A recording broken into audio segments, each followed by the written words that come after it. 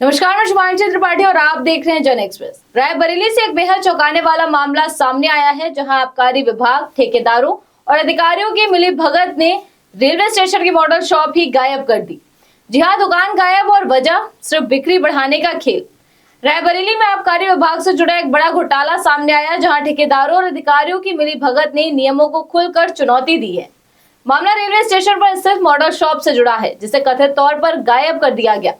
जानकारी के मुताबिक रेलवे स्टेशन जैसी प्राइम लोकेशन पर स्थित इस मॉडल शॉप की बिक्री अच्छी खासी थी, लेकिन अचानक ये दुकान वहां से हटा दी गई और इसे सुभाष नगर शिफ्ट कर दिया गया।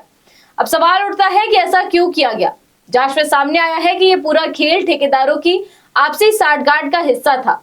दरअसल बेलीगंज स्थित कंपोजिट शराब की दुकान की बिक्री बढ़ाने के लिए ये प्लान तैयार किया गया है। बताया जा रहा है कि दोनों दुकानों के ठेकेदार आपस में पार्टनर थे और उन्होंने मिलकर रणनीति बनाई कि रेलवे स्टेशन की मॉडल शॉप को वहां से हटाकर दूसरी जगह भेज दिया जाए, ताकि बेलीगंज की दुकान की बिक्री बढ़ सके।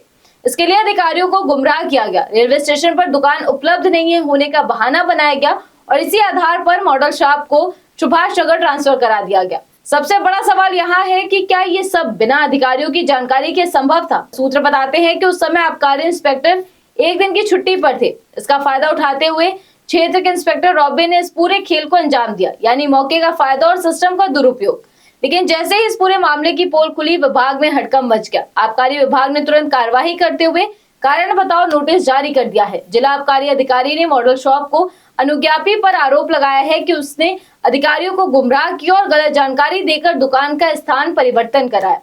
इतना ही नहीं, अब विभाग ने सख्त रुख अपनाते हुए आदेश दिया है कि मॉडल शॉप को तुरंत वापस रेलवे स्टेशन पर खोला जाए। साथ ही ये चेतावनी भी दी गई है कि अगर आदेश का पालन नहीं किया गया तो लाइसेंस के खिलाफ कड़ी कार्रवाई की जाएगी। ये मामला सिर्फ एक दुकान के स्थानांतरण का नहीं है, ये सिस्टम में फैले भ्रष्टाचार, मिलीभगत और नियमों के खुले उल्लंघन का जीता जाता उदाहरण है। अब बड़ा सवाल ये है कि क्या ये सिर्फ नोटिस देकर मामला खत्म हो जाएगा या फिर इस पूरे नेटवर्क पर कड़ी कार्रवाई होगी। क्या जिम्मेदार अधिकारियों पर भी कार्रवाई होगी या फिर हमेशा की तरह छोटे स्तर पर ही मामला दबा दिया जाएगा। रायबरेली का ये मामला अब चर्चा का विषय बन चुका है और लोग जानना चाहते हैं कि आखिर इस पूरे खेल के पीछे कौन कौन शामिल है। तो ये थी रायबरेली के आबकारी विभाग से सामने आई बड़ी गड़बड़ी की पूरी कहानी। आप क्या सोचते हैं, क्या इस मामले में सख्त कार्रवाई होनी चाहिए? फिलहाल इस खबर में बस इतना ही। देश दुनिया की तमाम खबरों को जानने के लिए आप जुड़े रहिए जन एक्सप्रेस के साथ। धन्यवाद।